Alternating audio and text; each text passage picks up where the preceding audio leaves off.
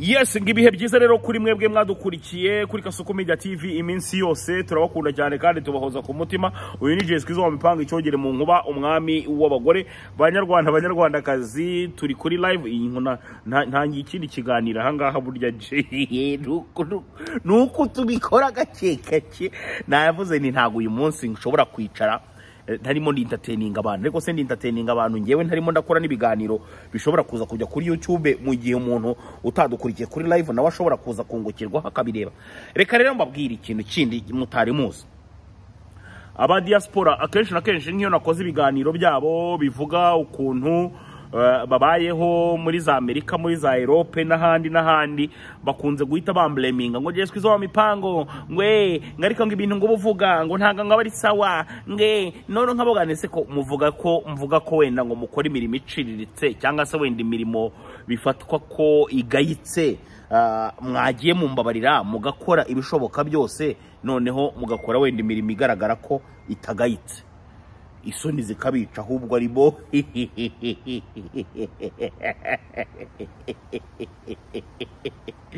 ja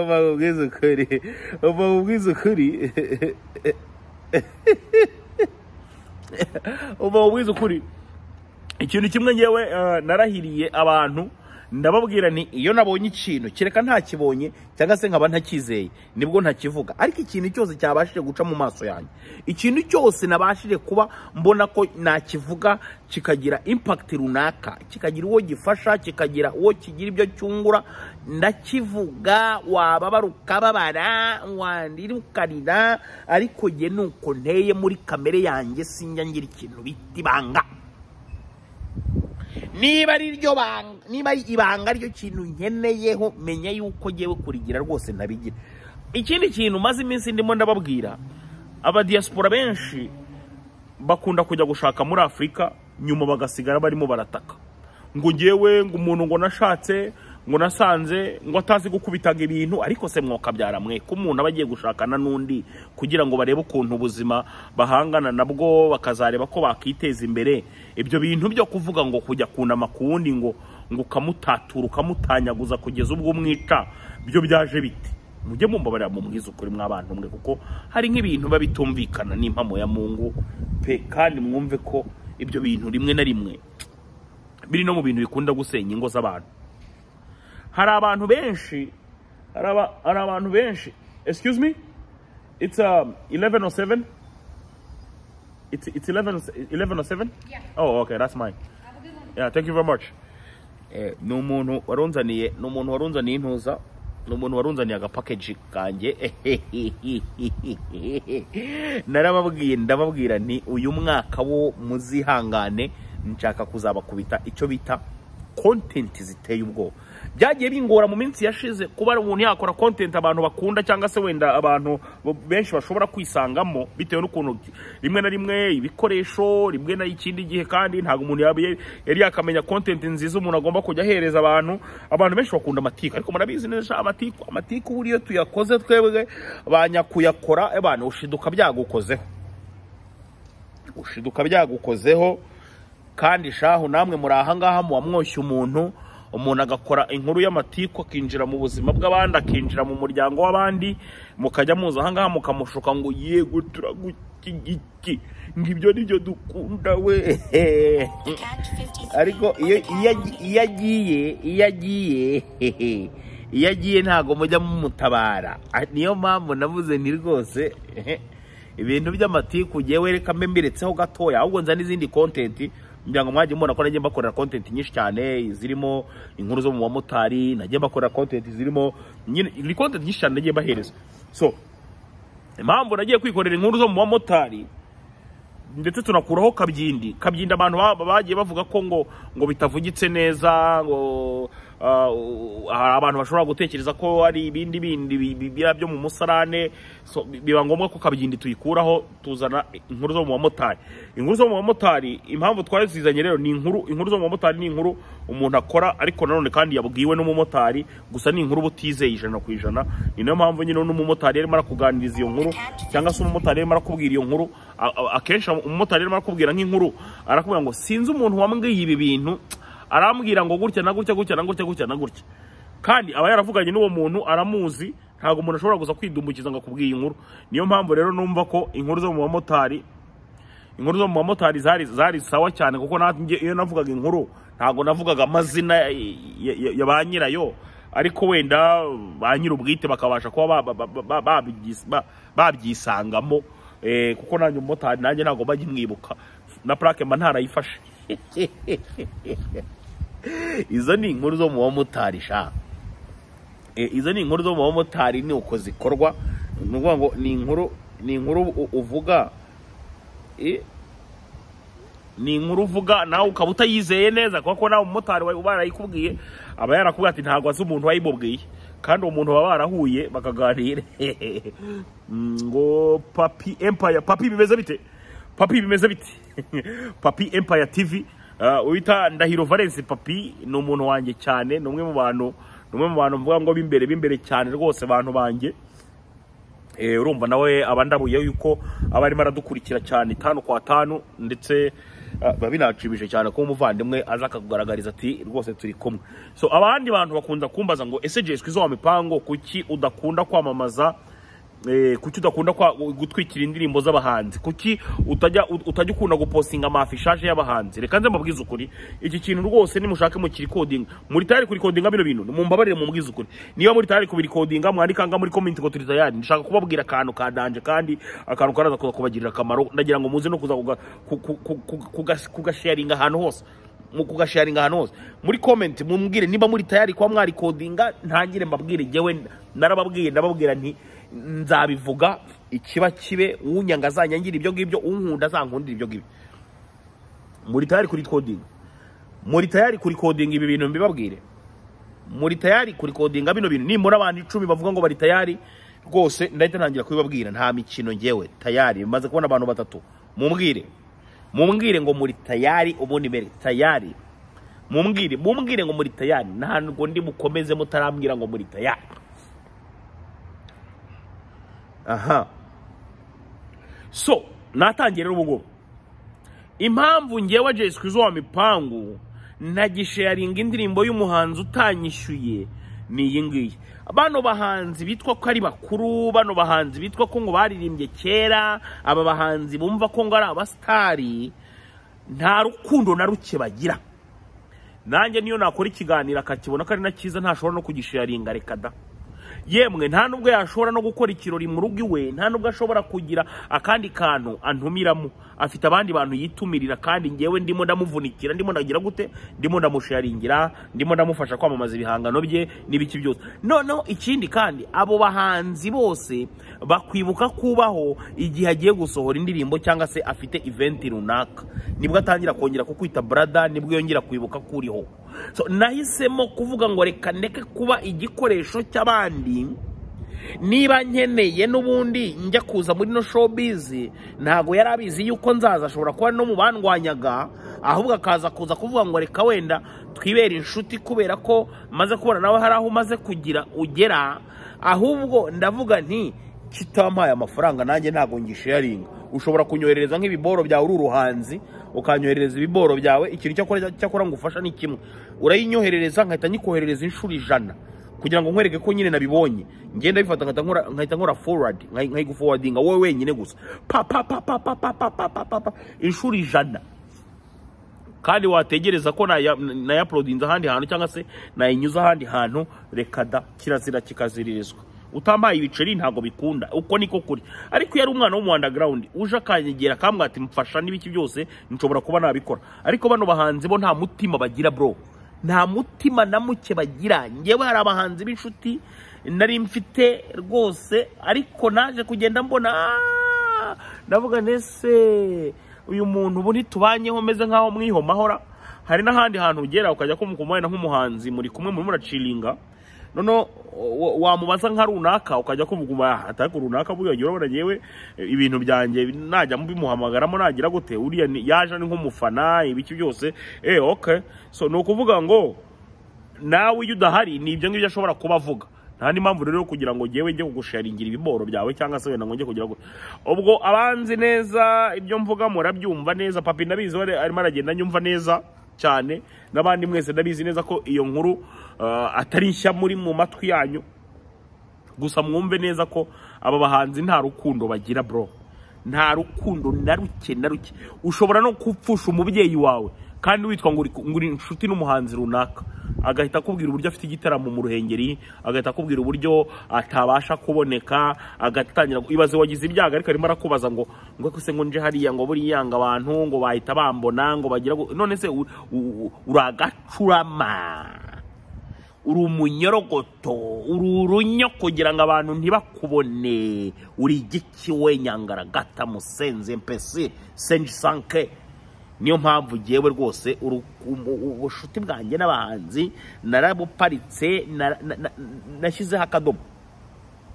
Nta mutima bagira. Umuntu wese rero utagira umutima ngewe nago nshobora kuba nashudikana nawe cyangwa se wenda ngo ubone ndimo ndamamaza ibintu bye. Umuhanzi muzabona namamarije indirimbo cyangwa se wenda nagize na comment mvuga ku ndirimbo ye, gihita umenya ngo yampaye sha.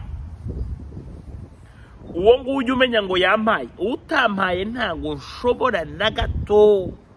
Kuko mfite imbuga nkoranyambaga nini cyane. Mfite YouTube channel ifite abantu 200,000, mfite Instagram ifite abantu 184, mfite Facebook ifite 60,000, nkagira TikTok ifite abantu 120,000. Izo ni imbuga nkoranyambaga nanjye ndamutse nzikoresheje neza nkwamamariza rwose utabura kumenyekanisha igihangano cyawe cyangwa utabura kumenyekanisha iki, utabura kumenyekanisha ibintu byawe. So icyo gihe rero iyo mbona ko nanjye nta kintu nkungukaho ndetse nta n'ikintu ngukuraho, nuko bigenda.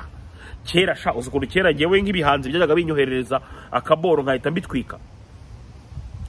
Akaboro umuhanzi akakoherereza akantu ugahita ukamusharingira, ukumva uri na proud rwose yo kubikora, ukumva nyine abantu baraza no kuza kwishima kubona nyine uri muri amamariza umuhanzi runaka. Ariko wazamukenera bro, wazamukenera umunsi warimwe gusa akantu gatoya konyine ukakamukeneraho agahita kubana umustar uwo munsi, niwo munsi uhishobora guhita unanicuza ukumva wanakiyahura bro.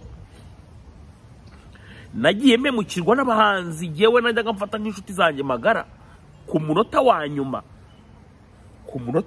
ukamubura.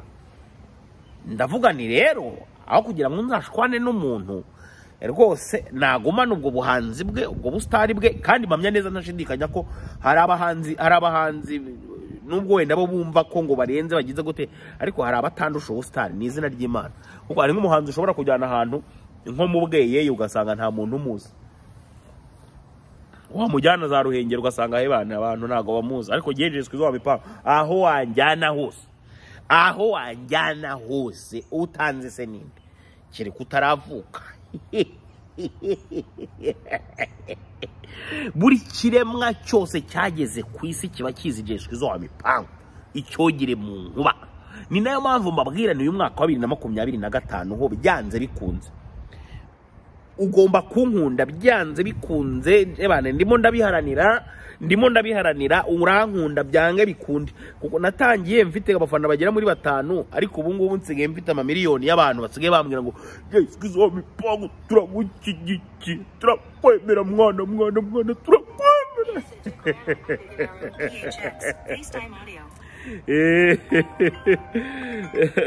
Halo ndimo ndakora ikiganiro ndi live kuri YouTube. Ariwe ngaho kora ba. Ndi live kuri YouTube, ariko ejo tuzakora nyine ko mba nakubuze se ngo dushyire amatopike yo kubica none azagira ama views menshi. Bana ejo tuzakora byo kabisa. Ndi kuri live none ngabo ndeba hu. Reka ngeho ndebe. Ndimo ndavuga shaba, ndimo ndavuga ibintu by'ubuhemu bankoreye shahi no sagenda gake. Abantu wambwira ariko ndikuvuga ngo ndi live kuri YouTube, abantu barampemukiye babahanzi nyine bagiye bantenguha, nibyo ndimo ndavugaho. Okay, rero nabo bafite ikayisabanza ni ba control. Suko se. Asante sana. Uyu ni umuvandimwe bamwita Innocent, atuye muri Leta Zunze Ubumwe za Amerika. Ni umuvandimwe dusanzwe dukorana ibiganiro umunsi ku wundi. Nasanze ari umuntu w'umuhanga cyane, niyo mpamvu ngewe abantu b'abahanga buramba bakunda kubi abantu b'abahanga bakunda kubi. Nibyo narimo ndababwira, abahanzi bagiye bantenguha inshuro nyinshi cyane. Rero ndavuga nti Mana Nyagasani, ntago ngiye kuzajya mura niteranya n'abantu, mvuga ngo ndimo ndagenda nirukanka inyuma y'abantu, mvuga ngo ndimo ndagenda bafata mu kibuno n'ibiki byose, mbavaho mbavuyeho.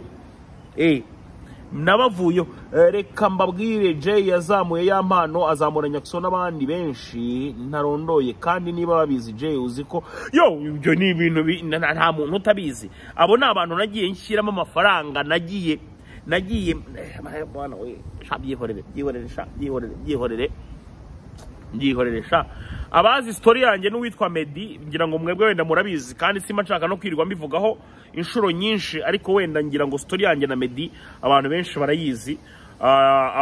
Abamba hafi bo bashobora kuba banayizi cyane, ariko abahanzi bagiye bantenguha cyane. Bano bana bose nagiye nzamura muri showbiz bagiye bantenguha inshuro nyinshi.